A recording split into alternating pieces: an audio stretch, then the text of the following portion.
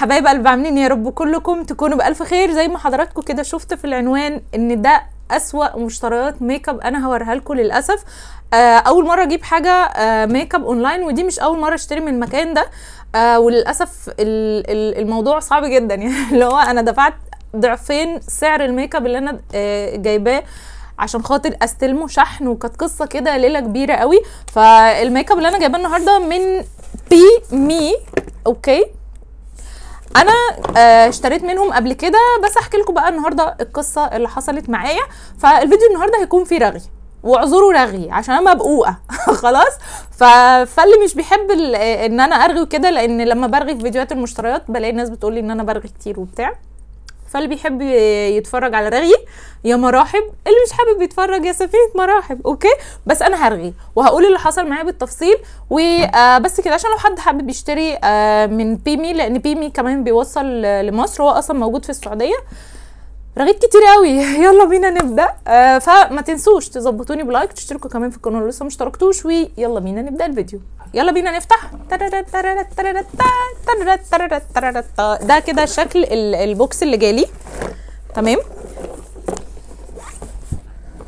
ثانيه واحده.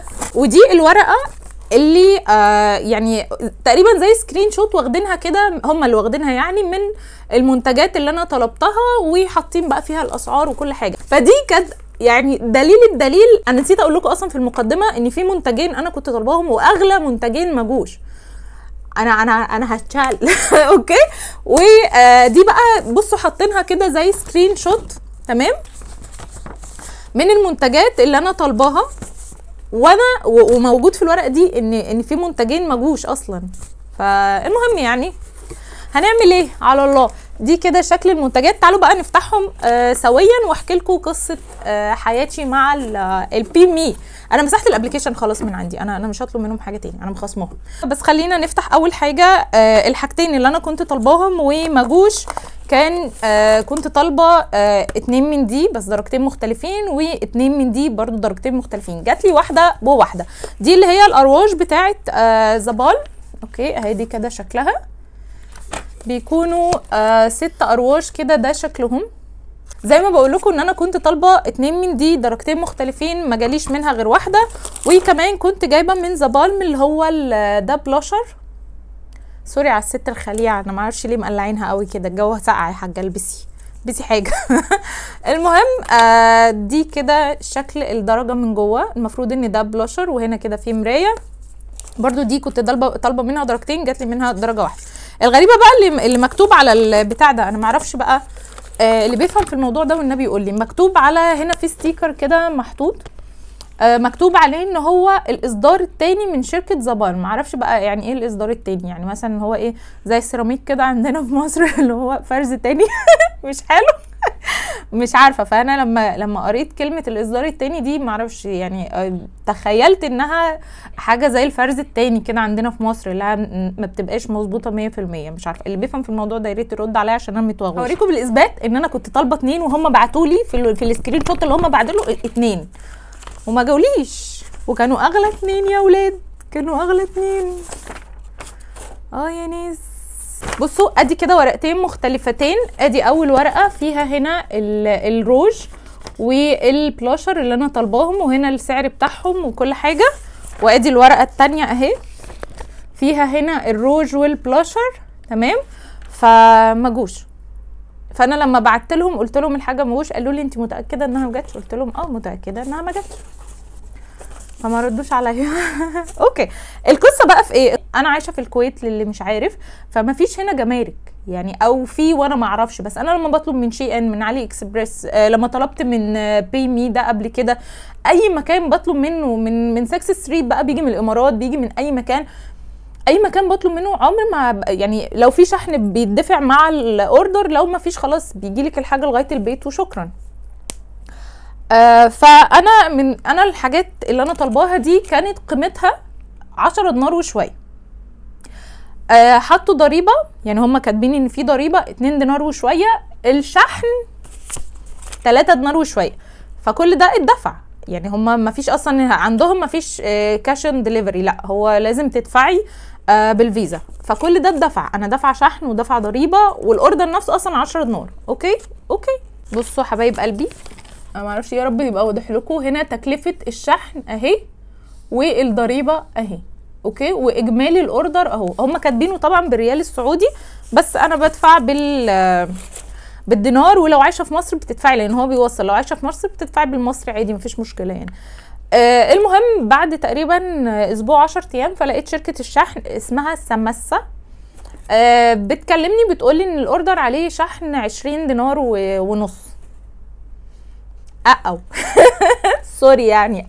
قلت له لا انا دافعه شحن 3 دينار وشويه، ازاي بتقول لي شحن 20 دينار؟ هو الاوردر نفسه ب 10 دينار هدفع له شحن 20 دينار؟ كلمت الشركه قالوا لي لا ازاي ما فيش كده، يمكن هو قايل الشحن بالريال السعودي. قلت لها يا ريت يبقى بالريال السعودي كان الموضوع يبقى بسيط يعني، مش هيوصل للدرجات دي لدرجه 20 دينار يعني. احنا هنتواصل مع الشركه ونقول لك. قعدوا بتاع اسبوع ما حدش الاوردر ده بقى له اكتر من شهر مطلوب، لسه جاي لي امبارح بالليل. قعدوا بتاع اسبوع ما ردوش. كلمتهم تاني، طب هم حاطين رقم واتساب كده بس هم ما بيردوش غير بقى لما تلاقوا تتعصبوا عليهم، اللي هو حد يرد عليا تتصلوا مش عارف ايه. فما ردوش. بعد اسبوع ما ردوش. المندوب بتاع الشحن دي انا قلت له مش هستلم الاوردر لان الاوردر نفسه اصلا ما يساويش 20 دينار، ده الاوردر ب 10 دينار وانا دافعه الشحن. المهم المندوب قال انا مش عارف حاجه، روحي مقر الشركه وقصص بقى، دخلنا في قصص وكده. كلمتهم تاني بعد 10 ايام البي مي ده، قالوا لي لا دي شحن من دوله الكويت لازم تدفعيه. قلت لها انا مش اول مره اطلب، بس اول مره شركه سمسة دي هي اللي تجيلي والشركه اللي طالبه الفلوس مش دوله الكويت. قالت لي طب خلاص هنتواصل معاهم ونعمل لك شكوى وكده. قلت لها ماشي. غابوا اسبوع ما حدش رد عليا. رجعت كلمتها تاني قلت لها طب ما فيش حد بيكلمني وانا مش عارفه اوصل الاوردر، والمكان اصلا اللي فيه مقر الشركه ده في الضجيج ده بعيد عني يعني ساعه ونص ساعتين، انا عمري ما هعرف اروح اصلا يعني، انا مش هعرف.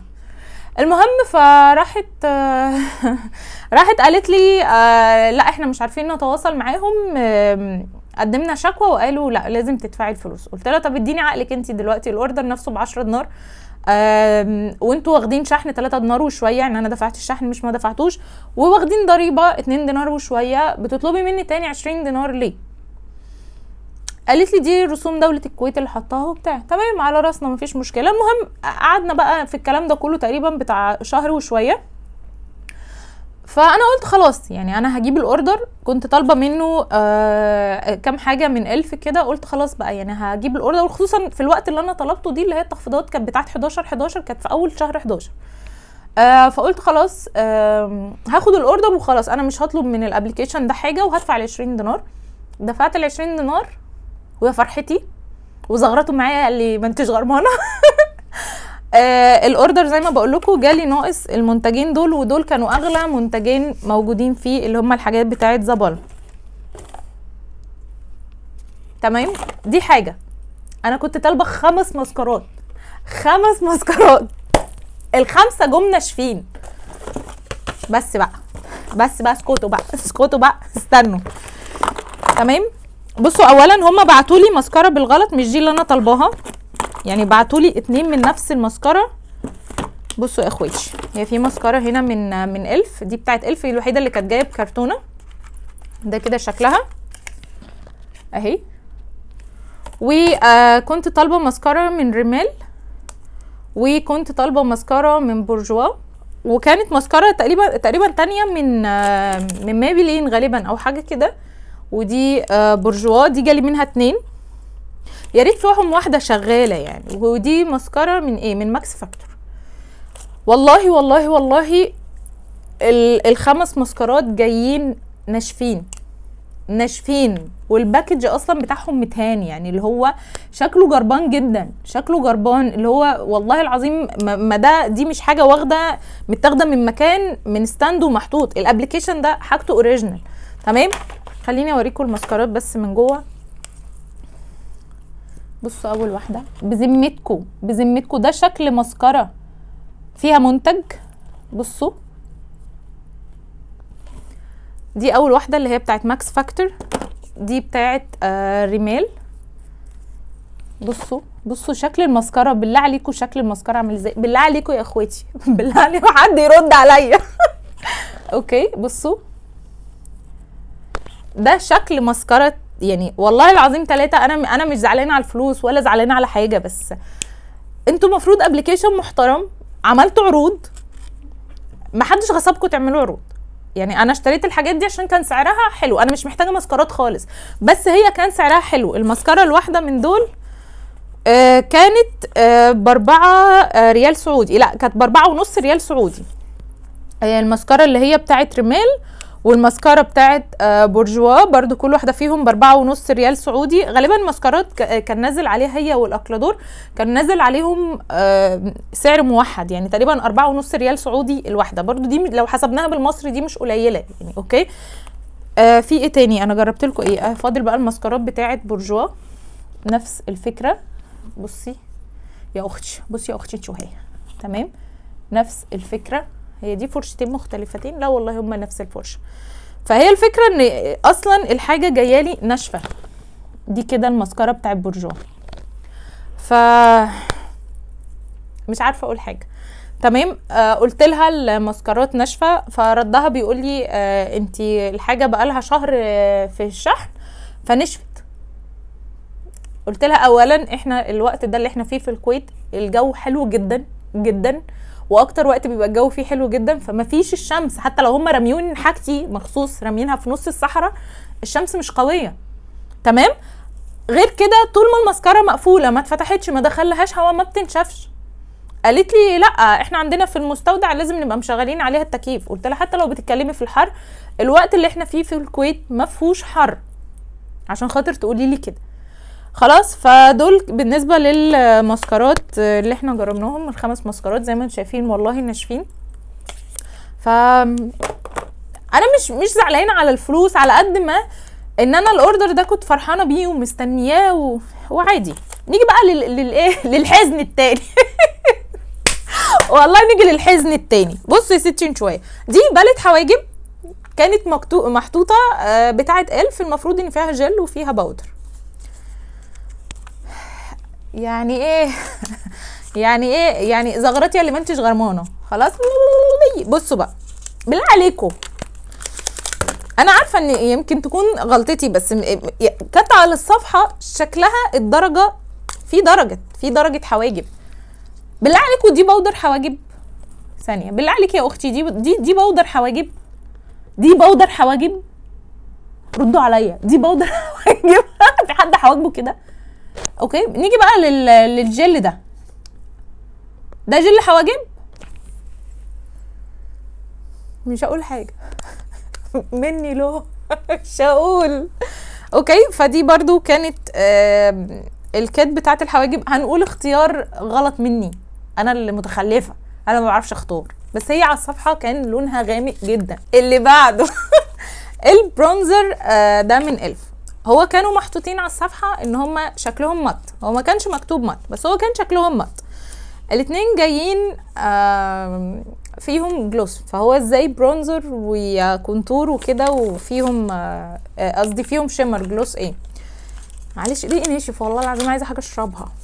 بصي يا اختي دي كده اول واحده اللي هي درجه وورم.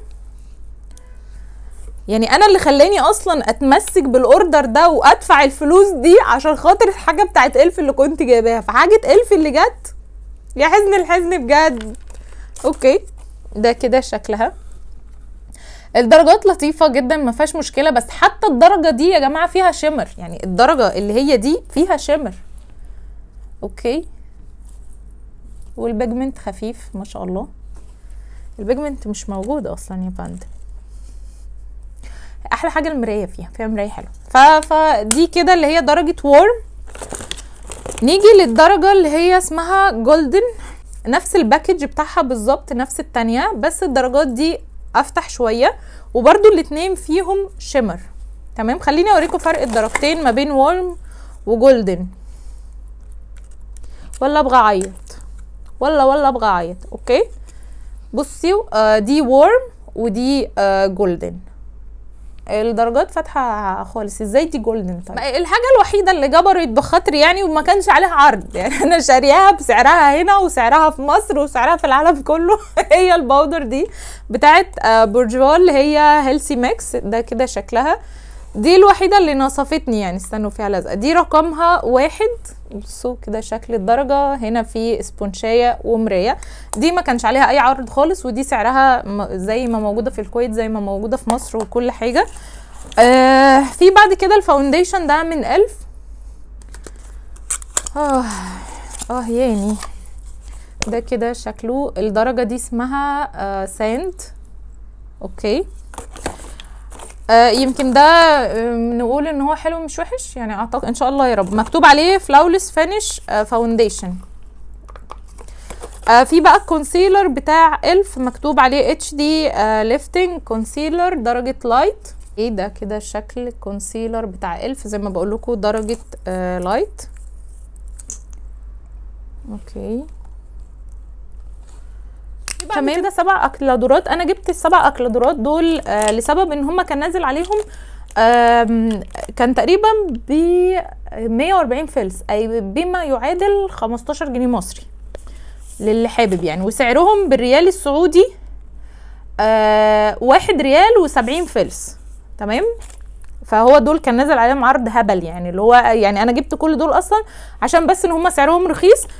بس الدرجات برضو كانت خداعه شويه، مش نفس الدرجات اللي انا كنت متخيله يعني. انا كنت متخيله وواثقه في المية ان انا جايبه درجتين احمر ولا واحده فيهم جت حمراء المهم عادي عادي، اوعوا تزعلوا اوعوا تزعلوا. تمام، اول حاجه اللي هي من فلورمار متوسمه فيها خير قوي الدرجه دي، مش عارفه ليه يعني عجباني خالص. دي رقمها جي ال 31. اوكي عسوله خالص. في بقى الدرجه دي بقى ايه يعني ايه، اديني في الباربي اف سي 34. دي درجتها ما جربتهاش انا ولا واحده منهم جربتها. بالنسبه للاكلادور اللي انا حاطاه ده مالوش علاقه بيهم، ده من الي. ودي برضو من فلورمار. انا دي كنت متوقعاها احمر، بس دي اللي هي على موف محمر سيكا. دي رقمها 482. دي برضو رقمها اف سي 13. دي مش عارفه لونها ايه، فوشيا. دي رقمها جي ال 46. اوكي، وفي بقى السودا خالص. دي انا جربتها السودا دي مش حلوه خالص، محدش يجيبها. جي دي 10. خفيفه قوي يعني. هو مكتوب عليها ان هي دراي كويك بتنشف بسرعه. كويك دراي معلش. فلما بتحطوها المفروض الاكلادور نفسه خفيف يعني. دي درجه سودا المفروض تحطوها خلاص من اول مره، لا انتوا تحطوها وتستنوا وتحطوا طبقه تاني عشان يبان.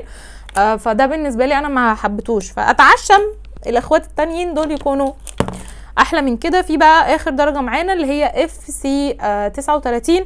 ودي كانت مشترياتي من بي مي. مش عارفه هو خلاص عليه العوض بقى في الحاجتين اللي ما جوش. لان انا مش عارفه بقى يعني، حتى هما لو بعتوهم هدفع عليهم شحن تاني. طب ايه دول كانوا اغلى حاجتين بس. فهي دي بقى المشتريات اللي انا جبتها. مش عارفه اقول لكم حاجه يعني. انا معلش انا زعلانه ان انا زعلتكم، بس انا كنت مبقوقه ولازم اتكلم واقول، كان لازم اقول. فما تزعلوش، وانا مش زعلانه حقيقي والله، الحمد لله جدا يعني، لان انا كنت شارياهم في عروض رخيصه. بس اتخضيت، ده رمش لزق في يا لهوي قلبي وقف. انا بتخاف اصلا من اي حاجه بتطير. المهم يعني هي يمكن غلطتي انا ان انا اشتريتهم في عروض، بس يعني ده ابلكيشن محترم يعني. ايه ان انت عشان منزل حاجه في عروض تبيعها كده يعني، تبيعها تجيبها ناشفه فعادي يا اخواتي، ما تزعلوش. بس كده فيديو النهارده يكون خلص. لو الفيديو عجبكم ما تنسوش تظبطوني بلايك، تشتركوا في القناه لو لسه ما اشتركتوش. اشوفكم في فيديو جديد. باي.